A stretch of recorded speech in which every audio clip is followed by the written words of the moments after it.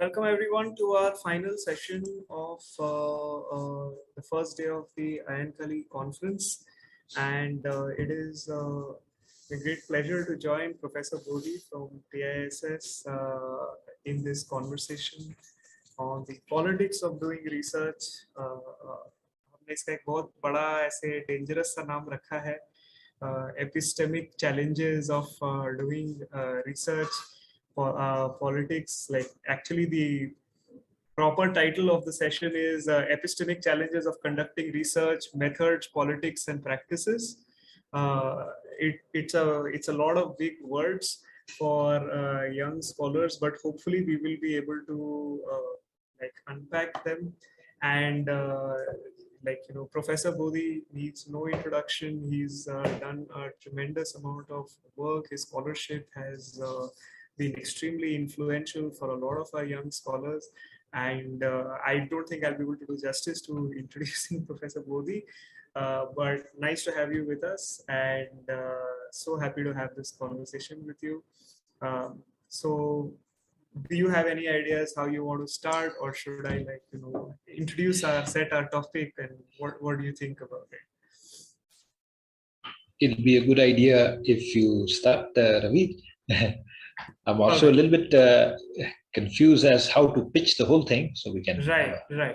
We've had a couple of rounds of discussion on this going so far. So what I think we can start by talking about is since the whole conversation that we are about to have follows from all these different presentations that we've been seeing through the day, and one of the things that stands out in these conversations is the kind of academic gaze of what the research is and what is legitimate and what is not legitimate research, even in terms of topic. Like in our second session today, for instance, where the panel was about women in research, I think it was Dr. Komal. She was talking about the fact that, like when women researchers enter a department, they are immediately told that, you should do research on other women, or it is almost expected. So you're slotted in.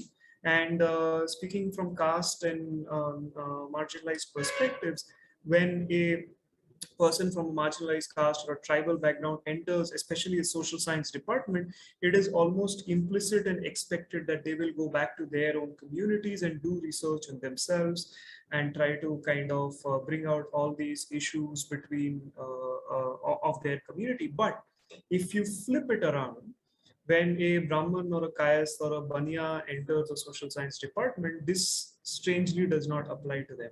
Upper caste or a Savarna scholar, for instance, a Brahman scholar is almost casteless in the sense they can talk about Dalit cultures, they can talk about tribal cultures, they can talk about gender, they can talk about anything as such. But this idea or this sort of academic expectation that if you're coming from a certain background and you're good for this kind of research, which does not seem to sort of apply to a lot of Savarna scholars, seems to indicate that already before even any research has happened, before even a line has been written or an interview has been conducted, at the very stage where a topic will be selected or who is good for what topic or who is researching what, a certain kind of politics of selection has already taken place. So how would you think about this? You've looked at these processes of research epistemologies, the way they work in a university system. You've obviously looked at it for a very long period of time at a very close critical level. So how would you think about this? Okay, this is a very, it's a massive topic. I mean, it includes so many processes that one has to really kind of first accept that one cannot discuss all of the dimensions of this debate, but one can somewhat throw some light on some of the issues which both scholars and also even faculty members like us experience. Now, I think the first thing that we need to kind of get a grip of, especially when we think on this particular line, is to understand the first question, which is, what kind of a system are we entering in? You know, what are the structures of this system that we are entering in? So many of us who are within the university system, there are many people who are not in the university system. They have a different kind of a challenge that they have to face. But many of us who are in the university system, we have to face a very complex, rigid structure that exists within these systems, and very difficult to negotiate. So I will speak much more. Probably later we can throw some light on this idea of systems that exist outside of the university. But at least at this point in time, one can throw some light about what are the structures that exist in a system within the university that we generally, most of us, engage in. In my own little bit of experience, there are 2-3 things that is starting to becoming clear to me. And this is something that we have to kind of think deeply about. The first thing is that this idea called a university is a very complex idea. This notion of a university is it's an idea we have to think a little bit seriously about. And the reason we need to think is because we have to see how it evolved as a space. Many of us, when we enter in a very innocently, thinking that we are entering a space that respects dignity, that respects self-respect, that gives space to ideas in which we can discuss freely. It is a space in which, you know, you can have a free society, a space where people look at each other and converse and talk and discuss. We think on those particular lines, but that's not exactly what the university is all about. Because the university has a set of rules, and these rules are defined by someone who is very dominant. And the way they have evolved over time, we are beginning to actually experience a double layer of what is called the dominant structure. Now, the first layer is generally what is born in Western Europe, what is born in the collective West. And the collective West notion of university is basically to create a space in which they can discuss, they can debate, they can produce knowledge, and so on and so forth. The limit of history is a movement from what you call religion towards a secular space. So when you're talking about a university, you're talking about a space that is secular outside of the religious framework. But interestingly, with the rise of with the marriage between so-called the university system, a space in which you produce knowledge, and this notion of colonialism, it began to get twisted. The whole university concept got twisted. It began to serve the purpose of colonialism. And when it began to actually serve the purpose of colonialism, it became very clear that for anybody who enters this space, you will have to locate yourself from the location or the gaze of a colonizer. Like the I that you are when you enter a university system, this I is an imperial I, it's a colonial I. So when you enter the university system, you are locating yourself from both the position and the gaze of a colonizer. So this system, this is something that unless you engage seriously, you will not be able to actually unravel. It's very difficult to unravel. And when you do that, anything and everything in which you are engaging in, especially in the domain of knowledge and knowledge production, is to conceive yourself as the center, as in the other word for use for that is to conceive yourself as a subject, as a living subject that is trying now to understand realities which is just objects for you. They're just objects. So in the research process, the researcher is the subject, the person with an I, with emotions, with cognition, with behavior, with everything that goes into that particular process. But everything that you research is objectified as an object for you to research. So if you go into the details of how this came to be in what now is generally called the westernized university, located fundamentally under the structure of colonialism, this is exactly the kind of debates that you get. So we have to be very careful. We are already entering a space in which the history of the creation of that space is basically the production of colonialism, the production of the imperial eye, the production of the objectification of everything else for the sake of my consumption, for the sake of my subjectivity, for the sake of my knowledge. And that is supposed to be the way to do it. and they make arguments of objectivity. This is being objective. This is being neutral. No? Objective means whatever knowledge I produce is beyond time and space. It's relevant to everybody. And neutral means I'm unbiased. When I objectify you, I'm unbiased. So no one goes into the detail, but this is how basically the debate is. Now, when this particular space actually was located in our country, the dominant within this particular space, the dominant in this country, actually hijacked this space. It was neither secular. It was basically used in order to further the dominance of a particular group. Now, what is interesting here is that most of the dominant don't know why they do this. They themselves are confused because it is not their knowledge. This framework was not born from their reality. It was basically a structure in a system that was basically taken from someone else's culture, and they use this now to further their dominance, further their dominance, further their power, and so on and so forth. And here you have a system.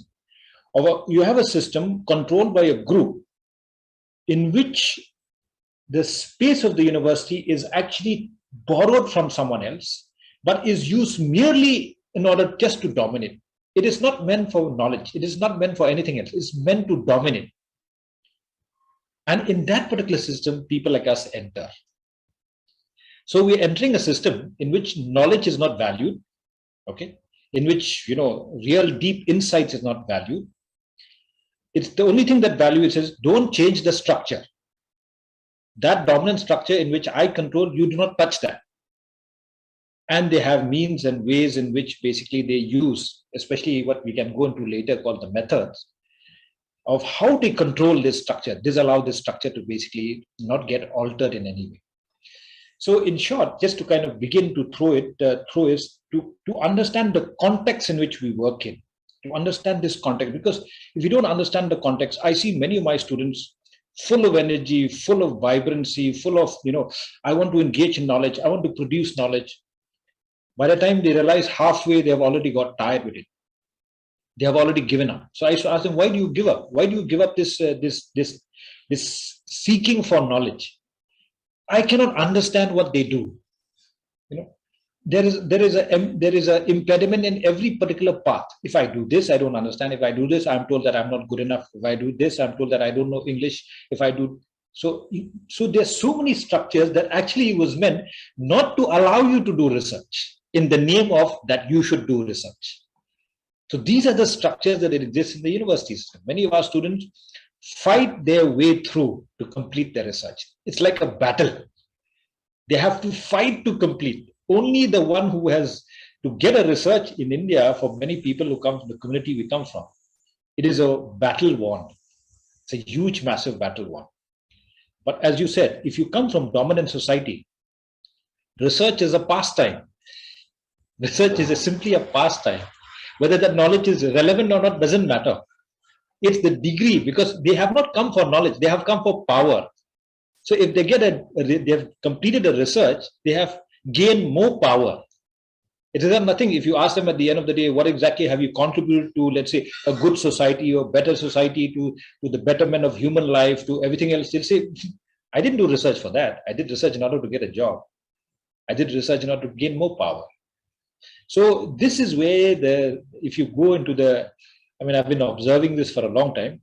It is to end here to say this, that when our students do research, it's like a war. It's like, they're like fighting a war, and we don't have so many things in our in our repertoire in order to even win the war. Sometimes many of us lose this, but those who are able to do it, oh my goodness, they have won a major battle in life. But for the others, it has got nothing to do with the production.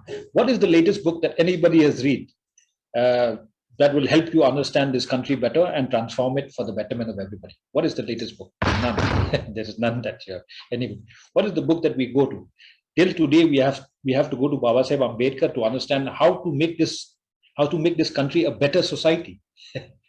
Imagine what are the other knowledges that are available, especially coming from the dominant? Nothing at all. So these are the complexities of that system and structure. just to begin some thoughts, because I have also to think properly about this.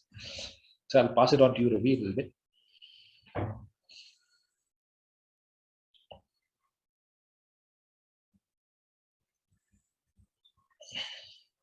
Ravi, you're not able to hear. I think you are muted a little bit. Yeah. What I was saying is that, it's very interesting because a lot of our students enter the university space with this enthusiasm to do research. A lot of times when I speak to younger scholars and students, like if you ask them, do you want to do research? Like there is a tremendous amount of enthusiasm for that endeavor in itself. But what does research itself mean? What it can do and what are the barriers? There's a very only a very tenuous understanding, and I think the point that you're making, that the university itself becomes an instrument of domination, an instrument for maintaining structure, that goes against a lot of people's imagination, because we are taught that the university is a welcome space, it's a critical space, and coming from a closed, spatially surveillanced, patriarchal, casteist society, for a lot of people, the university campus is actually a little physically liberating also, right? Because you can, like, move around spaces, you can go to the canteen, you can make friendships and relationships and explore yourself in personal habits and living lifestyles, right? So in that sense, the university sort of presents itself like a slightly open space. But the moment you enter, that openness also comes with conditionalities, of course, and the fact that the moment you enter into using the same so-called liberal or critical frameworks to create knowledge or to challenge the university itself, it presents itself like an extremely opaque structure which has no accountability. Like I cannot use the same knowledge, like if you're teaching me about power systems, I cannot use the same to question the dean or the administration, because then they will come down upon me with like all the brutality of the power system, and there's no accountability to that. But I want to not go into that domain. What I want our conversation, which you kind of also hinted at, is this idea about this mystification, this mystery around the research methods. One of the things that I constantly encounter is this younger scholars, and even when I was starting out, I was like really perplexed. What is this thing called research methods? Like I have at bachelor's, at master's, in PhD, at every level, I have encountered a course called research methodology. I have passed those courses, sometimes with good marks. I have taught this course called research methodology, right? But the way it is used, where any researcher, any methodology is questioned, the only way I sort of got free about it is when I actually, there's that, I think Kubrick film, which says, how I stopped worrying about, the bomb, and like I fell in love with I stopped worrying and I fell in love with the bomb or something of that sort. I stopped worrying about it, and then it's liberating in that sense. But research methodology or academic writing, which is the other vague mystery term, like you get a young scholar comes to you and you just tell him or her that, oh, your writing is not very academic, it's very personal or anecdotal. Now these terms are very vague signifiers, they can mean anything, right? But it crushes the soul of the researcher. And I was just talking to Sapna a little while ago, and she was saying that, a professor comes and tells you that, oh, you don't even know this, right? Like just this one statement is going to break you down, and this goes against my expectation of what the university has to offer. So I think the idea to see the university as an instrument of, like, not a very open space to begin with is a good, expectation management. But what are your thoughts? Like, how do we then step into this process where something vague called research method, something vague called academic writing, and I'm not even getting into, the correct literature to cite, the correct people to cite. How do these operate as gatekeeping strategies within this realm? Because they're not supposed to. Research methodology is not supposed to be a gatekeeping strategy, but for a lot of our students, it ends up as that. So what do you make of that? This also is a very complex subject, but for young scholars especially, one has to, I'll try to kind of engage with this in as simple as possible, because it's a very complex idea actually if you go into the details of it. Now, when our students, when especially scholars from the Bahujan community enters these spaces, especially in the domain of research, when they do courses, that is not too much of a difficulty, because there are spaces where you can engage a little bit more neutral, a little bit more balanced. You can speak what you want to, and if you're quiet, but you can live through that process. I've seen many of our students, they just live through. They sit in a classroom and they just live through. They just it's like they don't know what is happening and they just live through these processes. But it's not such a difficult place because it doesn't demand too much from you. But the research process is where the difficulty is.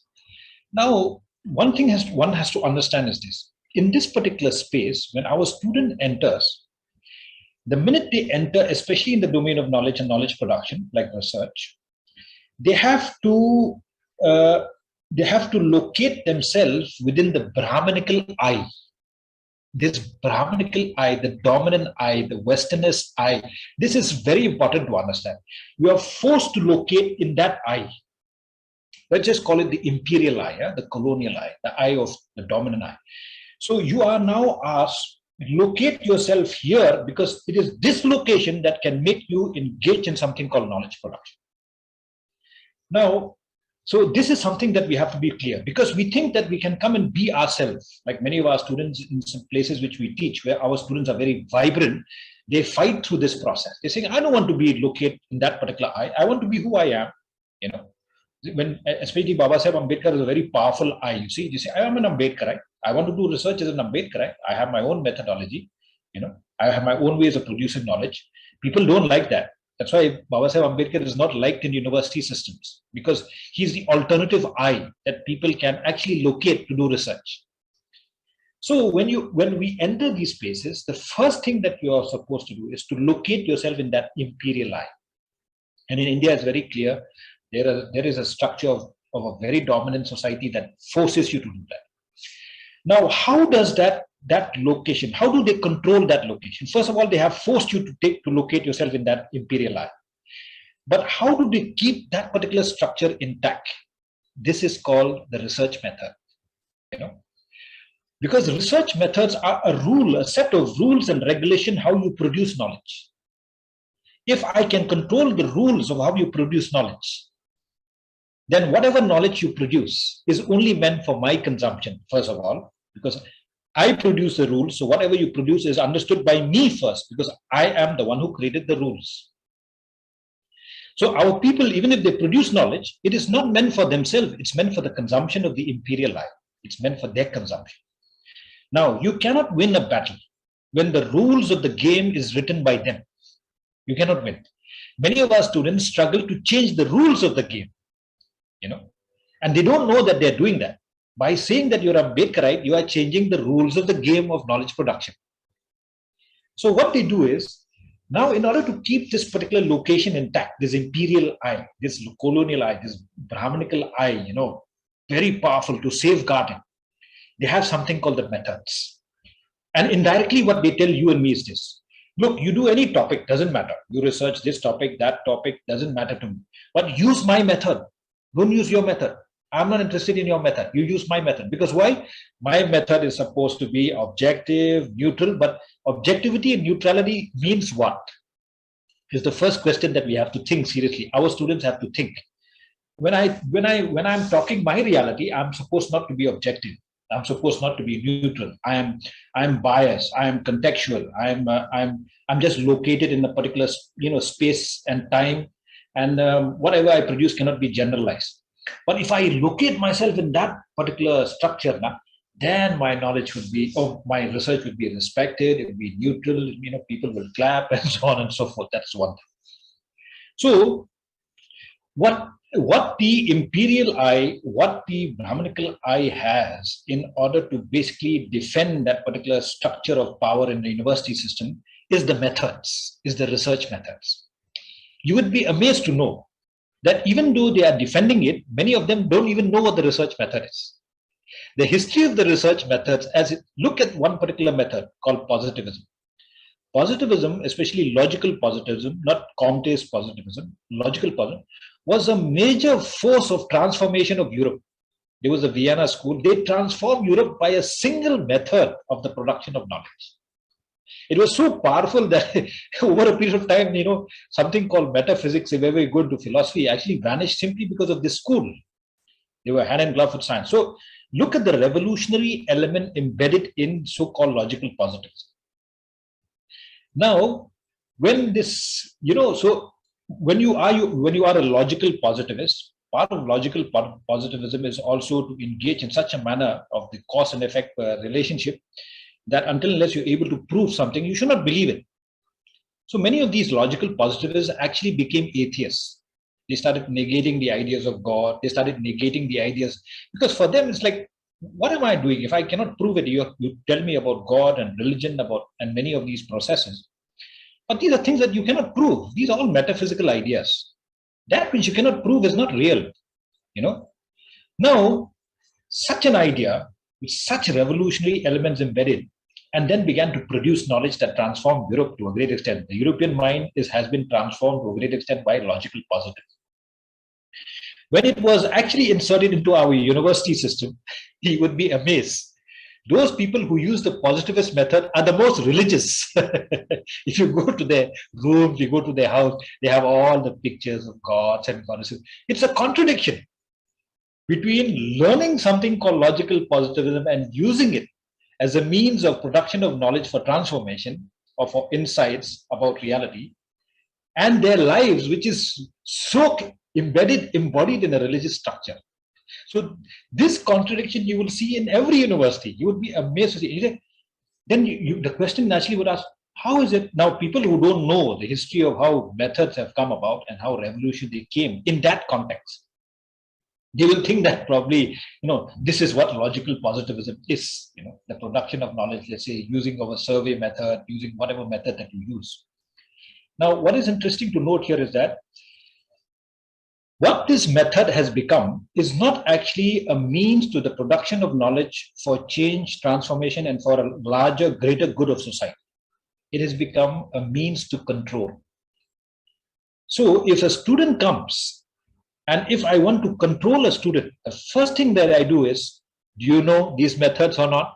Because if you don't know, then you are not engaging in knowledge. You would, in my prediction, the day our student starts learning these methods and become very good, you will be amazed to see the transformation of the whole structure. Because the people who are currently defending this, guarding this, not allowing others to engage with this, themselves do not know, because they do not practice it as part of their life. They practice only as a skill to maintain the power structure. So I have a small point to this. Like, when we say that if our students get really good at research method, they're going to sort of transform this. In many which ways, it assumes that there is an objectivity to the methodic knowledge itself. I can be very well versed in quantitative or qualitative research methods or what have you, but if my professor or my teacher or my institution is sort of predisposed towards negating me, they have 100 instruments of doing that. So in that sense, like, how does that get complicated in a society like ours? In my observation, I might be wrong on this. This is just an observation based on some years of engaging with this process. There is something within the communities that we come from, in which we are beginning to, I'm not saying that we have reached, but we are beginning to value rationality. We are beginning to value reason. We are beginning to value these processes.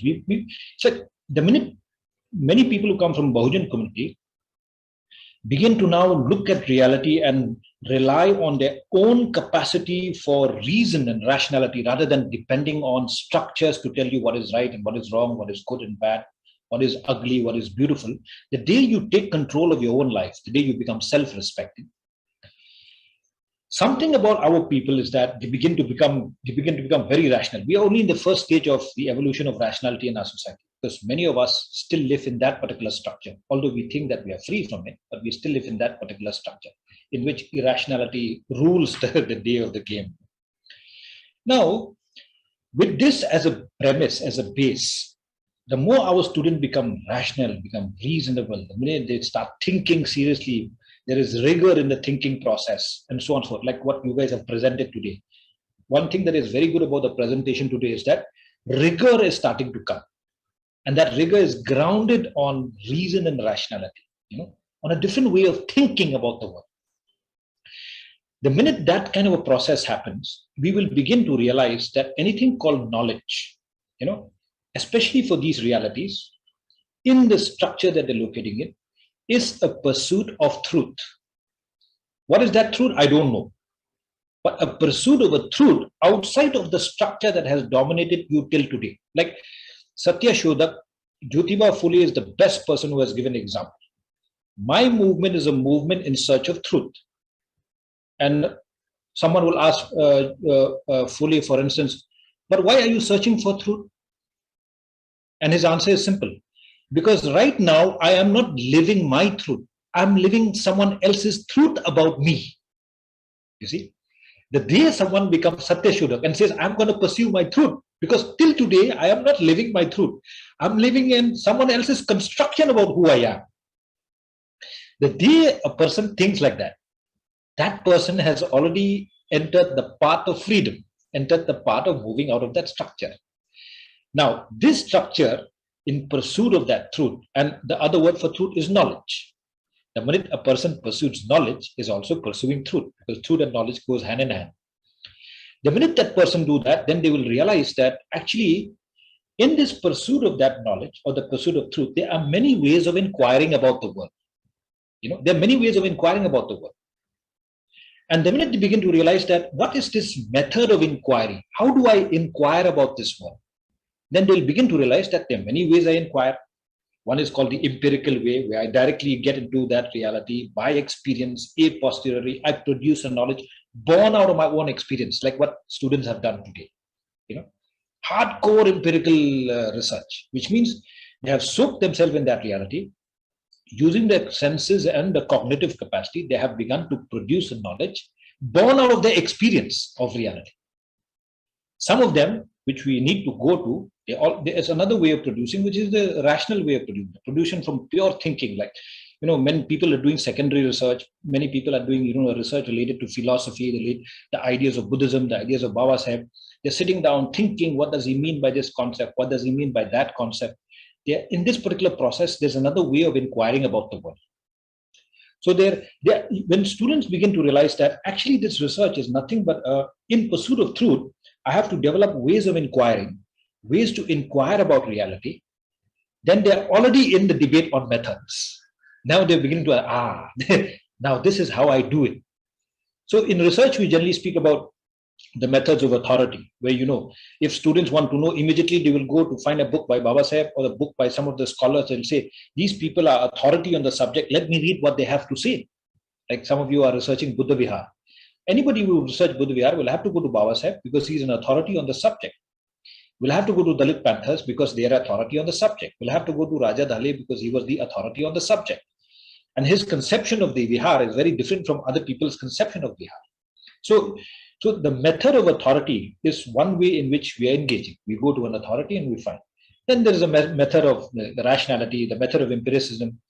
And then many of us also, we come from the reality in which we use what is generally called the intuitive method, or the method in which, it feels right. Like, what am I doing? The knowledge I'm producing feel right to me, feel right to my community. I don't know if it's right or wrong, but at least it feels right in the kind of emotional experience that I have and the way I'm talking to my people. So there is a kind of inquiry which we produce also by this notion of the feeling, rather than merely logic, reason, empiricism, authority, and so on and so forth.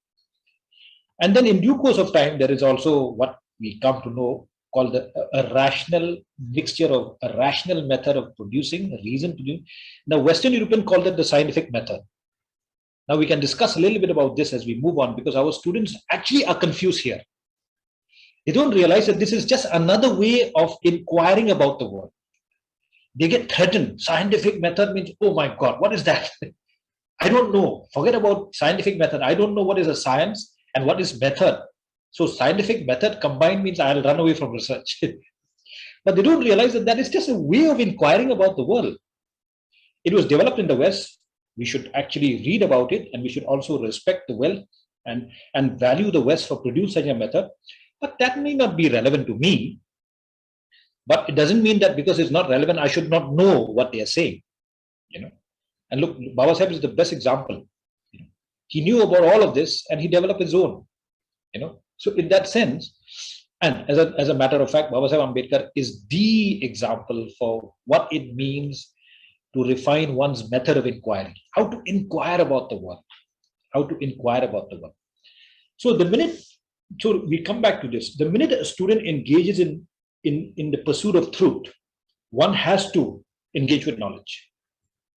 And for people like us who come from the kind of realities we come, knowledge is not only transformative. Knowledge is not only emancipatory. Knowledge is healing. It's a healing process. And knowledge itself, like Baba Sahib said, it is a material force for change. It might look, we are talking about knowledge, but knowledge itself can become a material force in which the transformation of society itself can take place. We are experiencing that as people who are, a single person, Baba Sahib Ambedkar, produces knowledge that has transformed this reality. And we are the beneficiaries of that, of it turning into a material force of change. So when our students engage in this, naturally they will begin to think, what are my methods of inquiry? Now, if I speak like this, immediately anybody will understand. They'll say, yeah, you're correct. I mean, yeah, what is my method of inquiry? But if I come to class and say, do you know what is scientific method? Have you heard about the logical positivism and what Immanuel Kant said in relation to later what Marx and Hegel spoke about? Our students will run away. It's got nothing to do with their reality. I'm not teaching, I'm threatening them. So naturally they feel threatened because we don't come from a background of social cultural capital where you speak about these ideas in our life. We speak about so many other things, So in that sense, what we are actually forced to doing, unfortunately, but many of our people understand this now. We are not fools anymore. Now we are not innocent anymore. We know this. We are starting to see through this game. So many of us are rejecting, for instance, Marxism. I know many people who are Marxists, and I used to like Marxism once upon a time. And the language that they use is so threatening that it makes me feel small. When actually I'm supposed to partake in something called a revolutionary struggle. What kind of a framework that talks about revolution and that makes the person responsible for change feel small about oneself? Simple. Who are the people who are Marxists in this country? And how have they used Marxism? So many of us know this now. We're starting to see this game, and many of our people will laugh and say, okay, go ahead. It's very good. You're very nice. You're very intelligent. Go ahead. So I used to go once upon a time. I still remember one day when I went to class, students said, arrogance of Marxists. You have not read Marxism. How do you know about reality? You should read Marx first. Look at the arrogance of this structure. And I'm speaking all across. I'm using Marx as an example because they are the best example. Best example from that dominant structure. They are the best example of how knowledge can be used to actually demean me, to dehumanize me, to make me feel small, to inferiorize me, to infantilize me. So I know that game very well. So one day I went back and I said, I also read Marx. I love the idea, but I'm not a Marxist. Please don't identify me as one. I'm not interested in that. So the thing to be understood, these dynamics of how it shapes up. So our students are threatened by the language, and that language is used as a means of power, to keep that structure of power intact. We are starting to understand this, and our students are starting to love research now. I see many students, they love research. They want to do research. They want to produce research. However, the minute, although that particular feeling has come about, they're still stuck in the structure of power, because this is not the only space where they control knowledge. They have created other layers in which they control knowledge.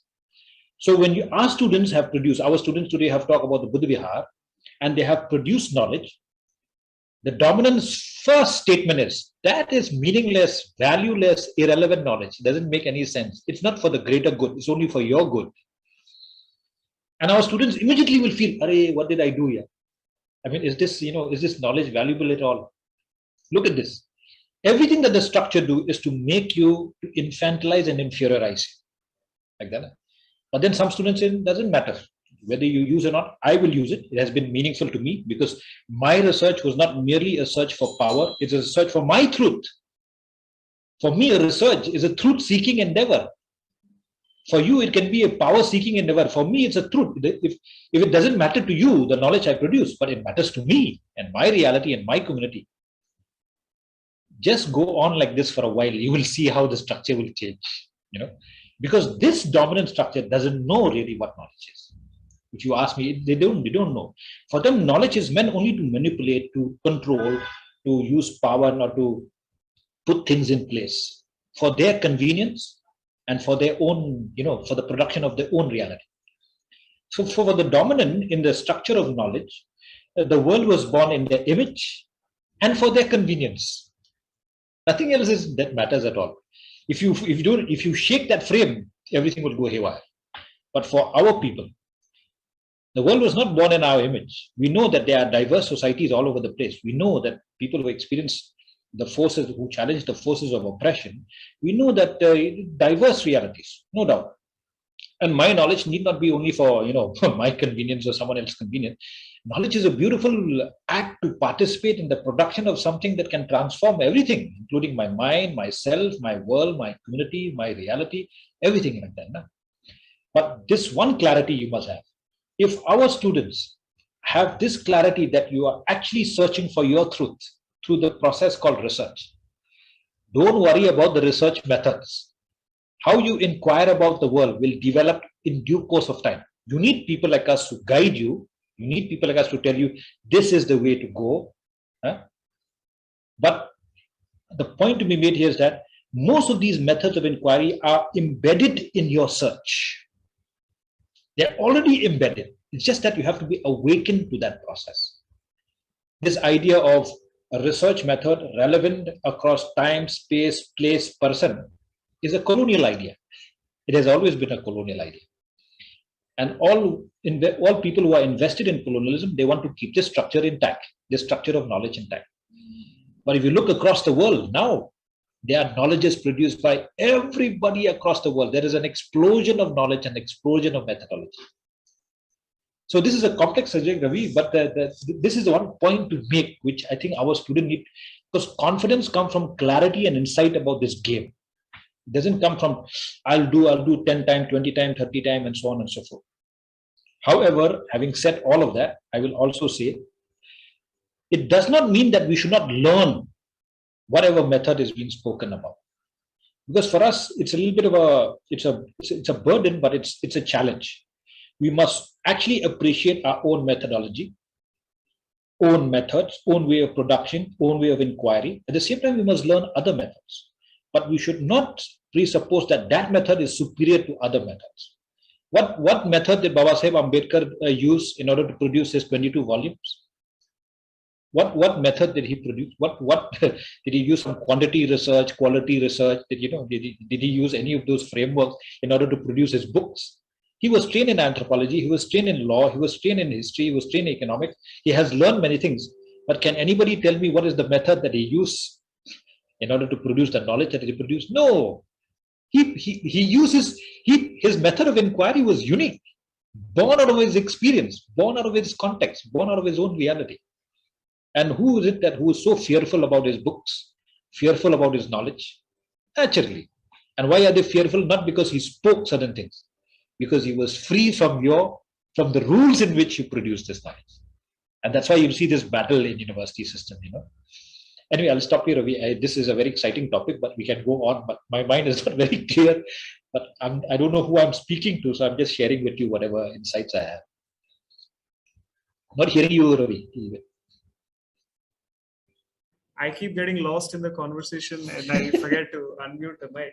No, I'm saying it's fine because it's a dialogue, so we have the floor open to kind of take it in that direction. But there's one thing that I kind of want to one thread I want to pull before we kind of run out of time. We are like 15 minutes. We started 15 minutes late, so we have about 10-15 minutes now. Um, it's really exciting when we start thinking about that. Research method is something that which is which is very personal and is something that you can innovate and work with and develop. Like there is no set in stone kind of a rule book which one has to persistently conform. But there's this sentence that you said, which is very interesting, where you said that I'm not living my truth, I'm living someone else's version of my truth. You were saying that in the context of Jyotiba Phule and the Satyashodak movement.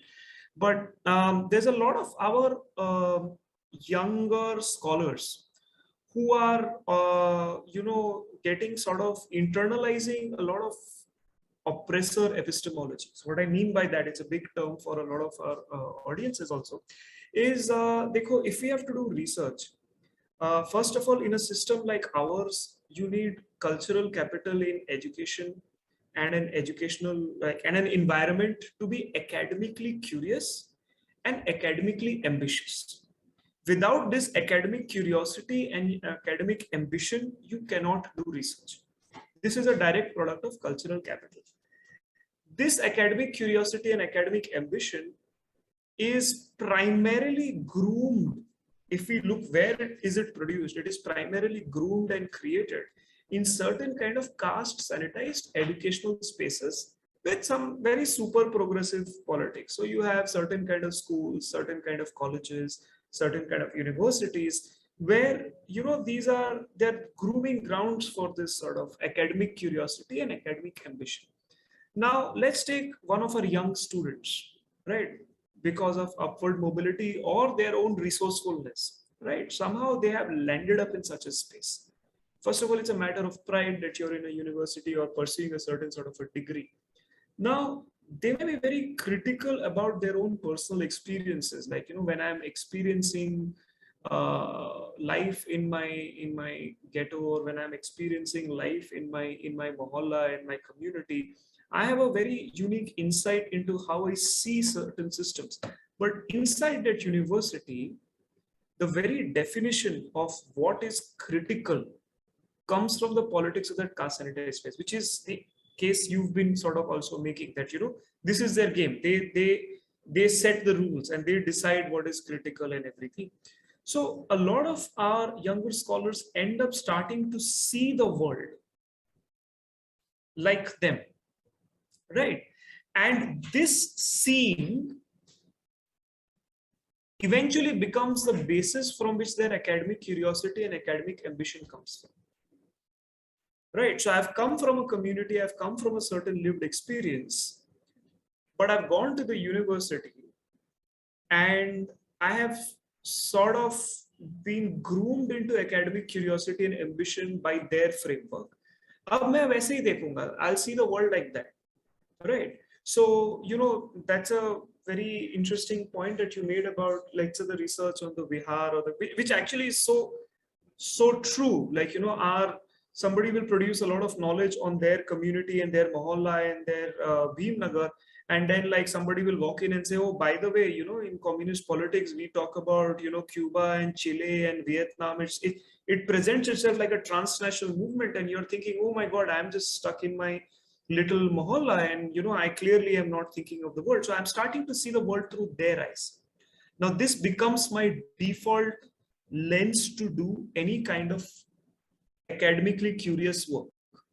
Now we've talked about Marxism, but like there are global movements like on like the feminist movement, which has been co-opted by a lot of industrial processes, the queer movement, mental health, environmentalism. A lot of these have become very useful tools for capitalist knowledge production systems.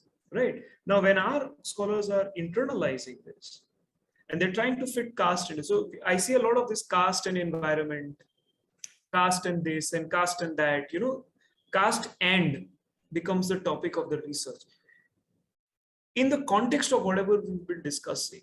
can this research be emancipatory? Is there a possibility of some kind of an unpacking here that can be done? Because for a lot of our scholars who've come from that pipeline of caste sanitized spaces, right? Like, upward mobility, parents want to send you to the best school. The best school is eventually end up going to be like a very Brahminical environment because of the nature of the society we live in.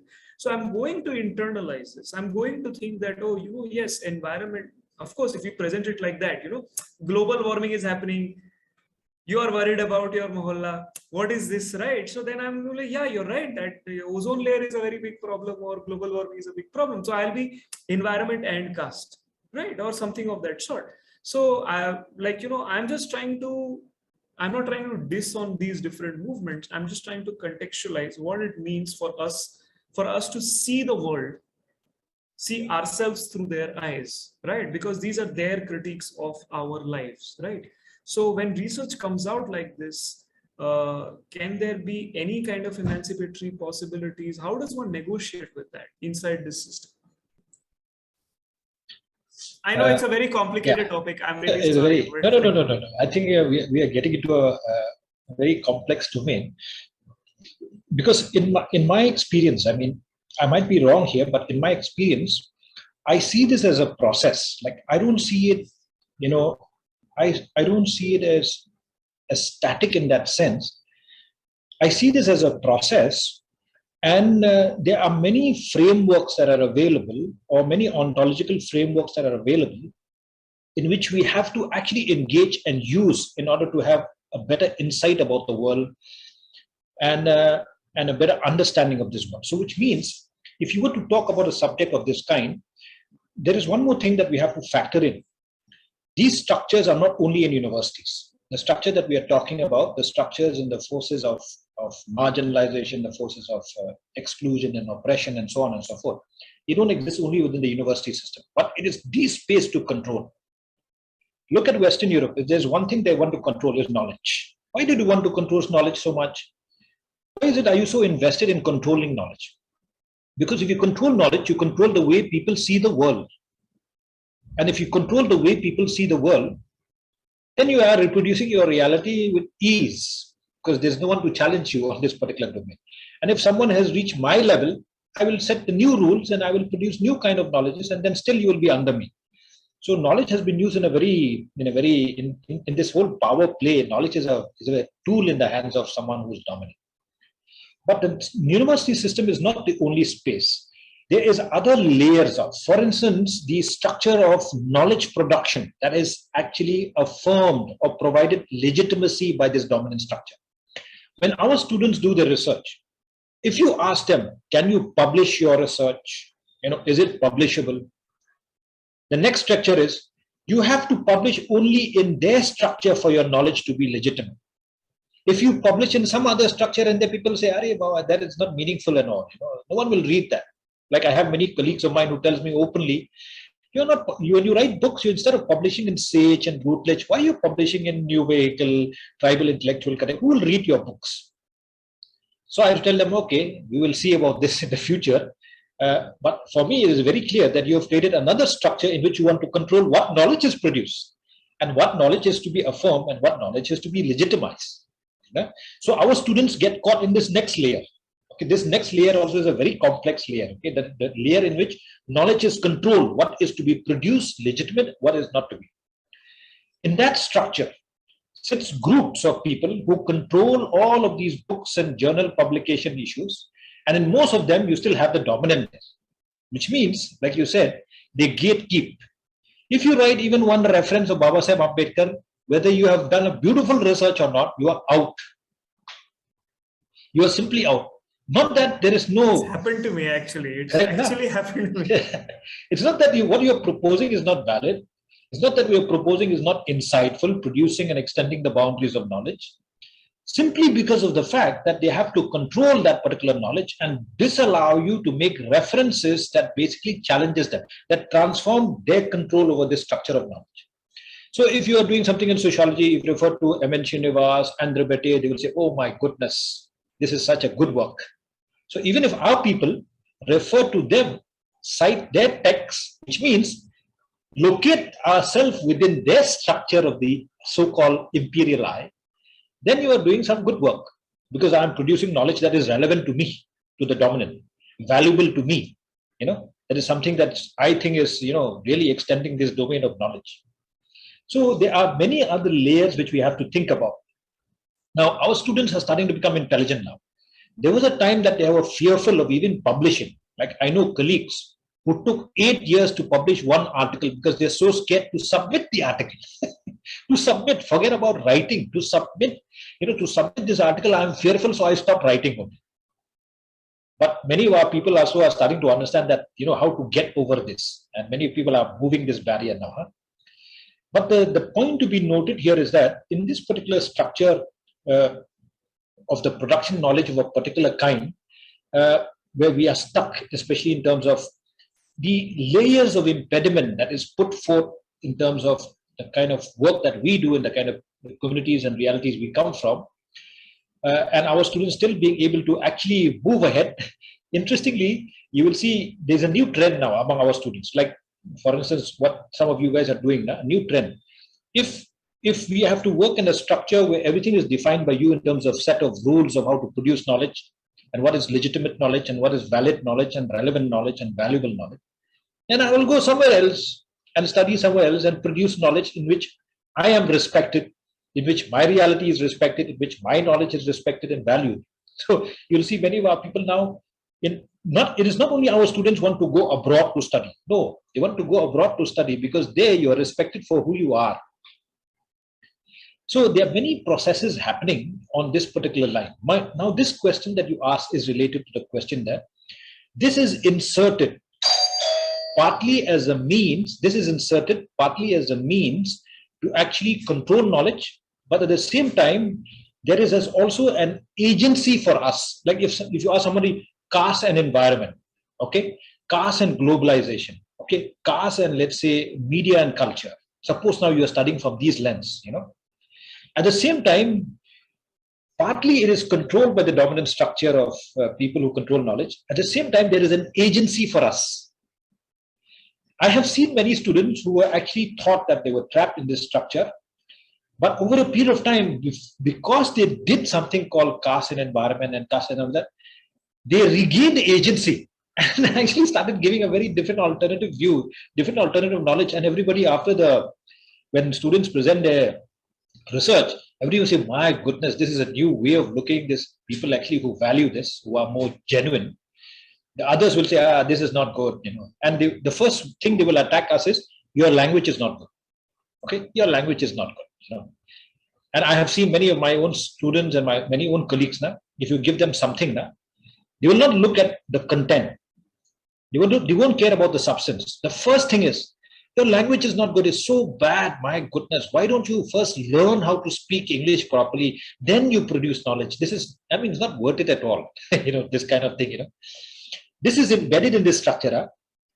Every person who comes from a dominant I, imperial I location, they are not interested about your substance. They're more interested in putting you down by using language as a means of control. So this thing is very clear. It works.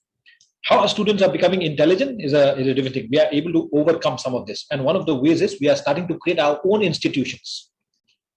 Like we are now producing our own institutions everywhere. Okay. And our people now are feeling more at ease because we have our own institute. Look at this platform today. This is our institution. And we are talking very freely about many things. Students are able to, express fully about what they believe, what they feel, what they think. I'm telling you, with more institutions of this kind, our people will begin to produce a totally different knowledge altogether. Last example, just to close this particular point, if there is one group, historically speaking, one group that has taught me how to go about the process, it is the Dalit Panthers. What the Dalit Panthers, what they have taught me is simply this. The first thing they did is they rejected all forms of dominant knowledge. They said nothing doing. Now I will actually use my own agency to produce my own knowledge. So when Dasal and Dale began to produce their own knowledge, the dominant structure was, my goodness, how can you do that? You cannot produce your own knowledge. What are the rules of literature? What are the rules of how you produce this knowledge? This is not knowledge at all. So Dasala Dali said, we don't care. Do you think we care? What do you think? We don't care. We are producing our knowledge. So they ruptured what is called the knowledge system.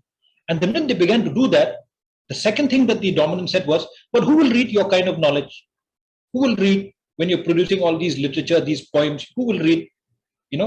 So they said, but what we are trying to do is not who will read. What we are producing is for our community to read, not for you to read. Do you think I care what you read? The knowledge that I produce is going to be consumed by my community. And the day they begin to consume, they will realize that your knowledge is hollow. There is nothing in what you're saying. And the minute I begin the reproduction of the human around a knowledge framework produced from my own reality, emancipation has begun. So if you look at this history of the Panthers, if there's one thing the Panthers did, and we should all appreciate, is they ruptured the structure of knowledge production, especially in literature. They ruptured it. And others were so fearful, when I read some of the people who wrote against the Panthers that time, they used to say, oh, this is not the rules of literature. You cannot write poetry like this. What kind of poetry is this? You curse God, you curse this person, you use very nasty words, you use words which, cannot be spoken even in a forum of this kind. They said, but we don't care at all. We care. We will set our own rules how to produce our knowledge. And the impact that the literature of the Panthers has made, can you imagine what impact they have made in the past 30, 40 years? Simply because they ruptured the structure of knowledge, they ruptured methodology, they ruptured methods, they ruptured every rule in the book on the production of literature. So in that particular sense, these are good examples to kind of refer to, especially in knowledge production. Very complex subject. One has to really think about this seriously. But anyway, I'll pass it on to you, Ravi, again.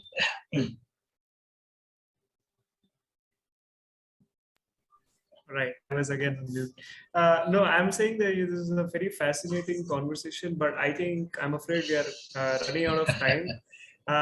But I feel like, we are leaving it at a stage where we are leaving our audience, as well as at least myself personally, wanting for more. I think this is a conversation which needs to happen periodically and with multiple stakeholders at multiple levels, because like you rightly said, it's operating at many different levels. There are tangible elements to it in terms of the way the system is tangibly creating pedagogy, the way it is tangibly gatekeeping topics and legitimizing topics, and the way journals and citations are politics are working. But it is also working very intangibly at the level of epistemology. And I think at some level, like, you've left us on a very hopeful note that, a lot of our younger scholars are figuring this out for themselves. And, there is a sort of a momentum towards a rational kind of a predisposition to make sense of reality. So I think in that sense, that's a hopeful note to kind of close this session right now, and we hope to revisit this conversation at some point. Thank you so much, Professor Bodhi. It's always a pleasure to listen to you. It's amazing. And thank you so much to all our audiences. We are a little over time and who are still kind of with us. Thank you so much. And we close this today. Please join us tomorrow for all our sessions and our lovely speakers. And of course, the 9 grassroots organizations were working towards creation of knowledge, careers, research amongst marginalized community youth across India, which is really the flagship of what we are all trying to kind of build towards. That session is going to happen tomorrow from 4:30 to 6:30 p.m. It will be a long session. We'll close out the Ayyankali conference with that. I think that's all I have. Professor Bodhi, thank you so much. Yeah, one last word, Ravi, before I leave. The last thing that probably one should say is that knowledge is emancipation. I mean, and I'm glad to see, especially I've been traveling across the country and meeting a lot of youths, and I'm seeing the value that they give to knowledge, the value that they give to education is tremendous. I think how people are getting into education and knowledge like never before. And the way they're getting also is a very interesting process. So point number one is that people are getting into the whole knowledge process and valuing knowledge and education. And the second thing is that anybody who pursues knowledge as a search for truth is bound to get power. These are not two separate things. But if you fall trap into only pursuing power and you missed out what this search is all about, you will go around in circles. Because then if you need power, or if power is the only thing you seek, I can manipulate you all the time. I can keep on manipulating you. You cannot stop a person who's in search of truth, which means a person who knows what they want. You can only make people who don't know what they want to go around in circles. So the search for knowledge and the search for truth, power will naturally come. I think this is an important thing to kind of put in everybody's head. This is exactly what we do. But we live in a system that is very difficult. We live in a system that does not allow us to verbalize what we experience in our day-to-day life, to talk about the struggles that we have, to talk about oppression and so on and so forth. We live in that system. And in that system, we have to survive anyway. And to do that, you have to be smart. You have to be smart. Ours is not a movement that is reactionary. Ours is not a movement about getting angry. Ours is a movement about being thoughtful, being sincere, committed to your work, being reflexive, being respectful for others. Knowledge is a beautiful, process in which you begin to respect others. Because others don't respect us doesn't mean we should not respect them. And the latest debate in theory, the latest debate in knowledge is the rise of what people are calling margin thinking. We belong to that reality at this point in time. I do not know about the future. We belong to the center, or the mainstream has nothing to teach us. Nothing to teach us on education, nothing to teach us on how to have a good life, on a good society, nothing to teach us. The real ideas is being produced by us. Everybody is coming here. And if that is the case, then the time has come for us to begin to actually value our own location, our own pursuit of truth, and through this thing we call knowledge. So I think that's just one small thing to say, Ravi. It's very important. So thank you so much, Ravi, for everything. Lovely discussion. That's amazing. Thank you so much, Professor Bodhi. You said this, I'll close with this statement today. In your talk, you mentioned that it's very quotable quote. You said that, for us, research is a battlefield. For them, research is a pastime. And I think that really captures the essence of what we are trying to kind of unpack. For them, knowledge systems and research is a career move. For us, it is a means to make sense of our lives, our world, and our future. And thank you for this intervention, because it really furthers that quest for us, quest for truth, and quest for making sense of the world. On that note, thank you, Professor Bodhi. Thank you all our audiences. We'll see you all tomorrow. Jai Bhim. See you. Have a nice evening.